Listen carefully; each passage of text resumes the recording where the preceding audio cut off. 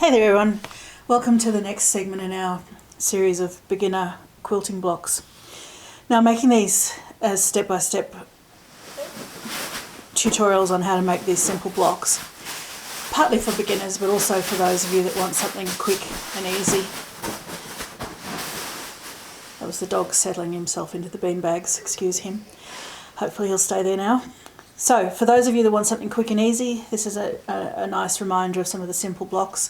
For those of you that are beginner quilters, then I want to take you through step by step and build some skills.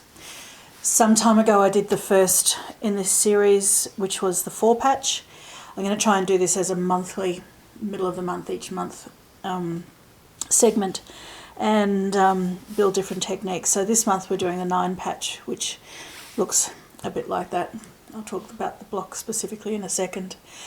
Now, I'm starting with these simple blocks, the 4-patch, 9-patch, flying geese unit, half square, quarter square triangles, for two reasons. One is that they're a block in and of themselves. So they can be just a standalone block that goes into a quilt. A whole quilt can be made just of 4 patches or 9 patches or whichever of these blocks you choose. The second reason is that these are also not just blocks by themselves, but often components of more complex blocks. So we might do, well today we're going to do a 12-inch finished 9-patch, but you might do a 3-inch finished 9-patch that's part of a more complex 12-inch block. So these techniques are not only just blocks themselves, but they're units within blocks. So they're good to have in your repertoire and to know what you're doing with them. Now, a 9-patch is a combination of three columns and 3 rows. We can structure it as 9 separate pieces of fabric that we sew together, or I'm going to show you how to make it with strips and then cross-cut the strips so that you're not doing as much fiddly sewing. That, of course, depends on the style and the colours that you want for your quilt.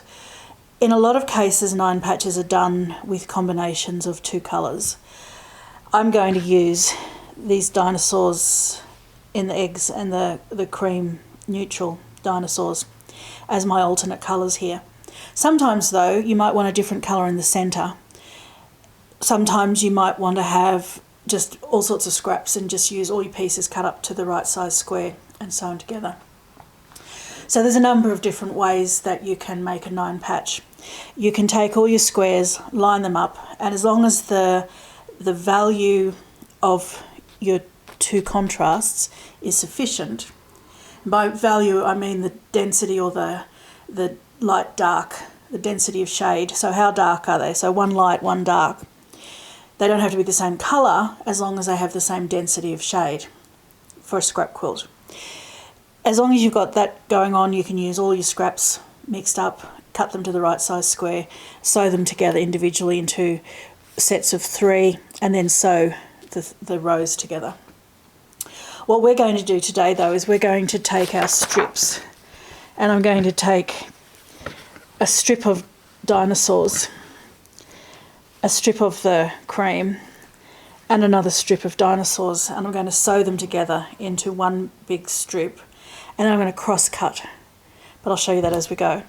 And then the second thing that I'll do, and I've got to cut more strips obviously, the second thing I will do is I'll take cream, dinosaurs and cream, stitch them together into one big row and cross cut, and then I'll take my 3 elements that are my rows and sew them together into the blocks. But I'm going to show you that. So a 9-patch can be really quite simple and very quick and easy. It's really conducive of any block size that's divisible by 3, because obviously you've got the 3 elements. So 6-inch, 9-inch, 12-inch blocks are the most commonly found. If you're using something like a charm square, not charm square, a jelly roll, or the 2.5-inch rolls that you've got, you can take these as they are straight off the roll and stitch them together, and you'll end up with a 6-inch finished block.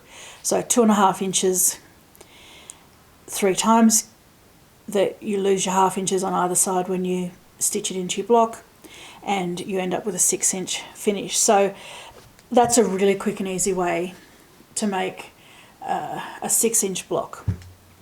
If you're doing a 9-inch block, you're going to cut your strips at 3.5 inches, sew them together so you lose your seam allowances and you end up with a 9-inch finished block. Now today what I've done here is I have cut these strips at 4.5 inches, and I'm just going to cut one more of each. I'll just do the one. So I should have given my fabric a bit of an iron, but I'm smoothing it out with my fingers. So 4.5 inch finished across the whole width of the fabric, and that will end up as a finished block of 12 inches. And that's the size that I need for the quilt that I'm making today. Now I'm going to need 7 finished blocks for this quilt. I think that's right. I'll double check it, but I think it's 7. Yeah, so I'm only going to show you one block, but doing this technique using whole strips means I can get a lot of blocks made very quickly out of the strips. So I'm going to give these an iron, and I'm going to come together and stitch them all together and show you where I'm up to next when I come back.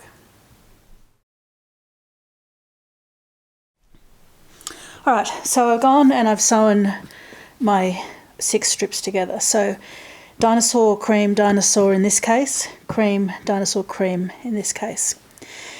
And on both sets I have ironed my seam allowances towards the dinosaurs.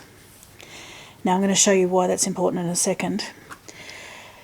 So this is now ready to go. So I've got these 2 sets of different but the same prints. Now I'm going to cross cut these. I'll just do one at a time. Oops, here goes everything. So each of these strips started as 4.5 inches wide. This one is now going to be 4 inches because it's been sewn in. So you can see that's 4 inches. And then I need to cut this into 4.5 inch strips. So 4.5 inch.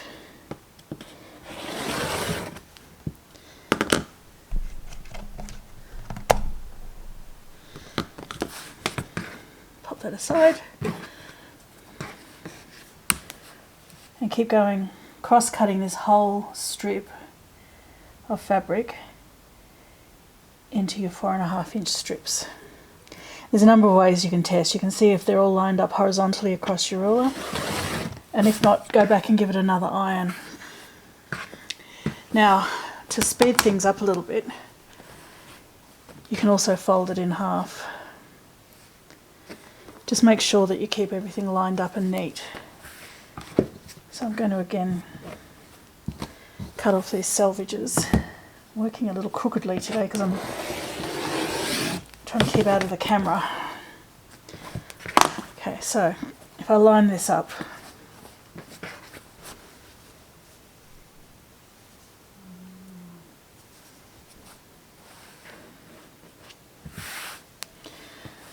that out of the way, I can do 2 strips at a time.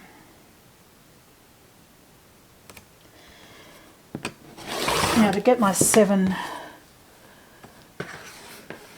blocks, I'm going to have to do another set of this dinosaur, cream dinosaur. I will probably have enough of the cream, the centre block. But you can see from here, I'm only going to get 4.5 inch strips out of my fabric across the whole width of the fabric. which is what I anticipated. I didn't know that was going to be the case. So pop that aside. So that gives me my top and my bottom of my block. And then I'm just going to do the same with my middle block. And then we're ready to sew them together.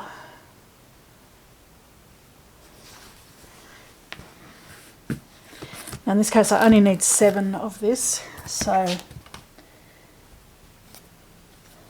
I'm going to have fabric left over.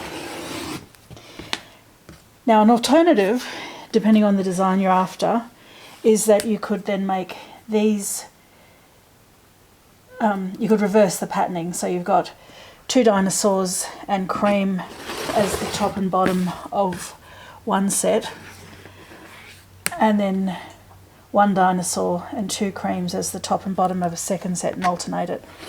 And that way you'll use the same amount of fabric. That was a mistake. That was only 4 inches, and I was talking, so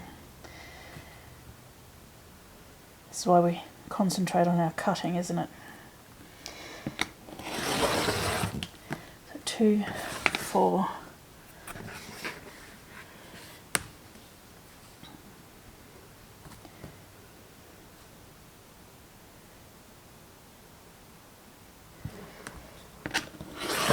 6 and 7.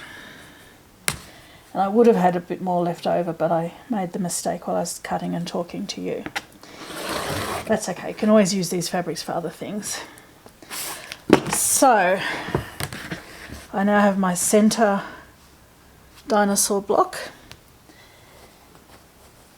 and I have those for my next block, and then I'm going to stitch. Now my dinosaurs are a directional fabric, so I'm going to make sure that my main feature fabric stands up the right way. Alright, so that's how I'm going to stitch these together. Now, to show you the importance of ironing the fabric in one direction, with my seams pointed away from the cream and onto the dinosaur in both cases, I can butt my seams. And by that I mean I take my 2 seams and line them up. Now let's see if I can focus this in a bit. Is that focused? No, it's not. There we go. So both sides of the seam sit right next to each other, and I can feel that with my fingers all the way down. And if I concentrate on having my seams butted as I work, then my points will always match up. So I'm going to stitch these together, and then I'll come back and show you the finished block.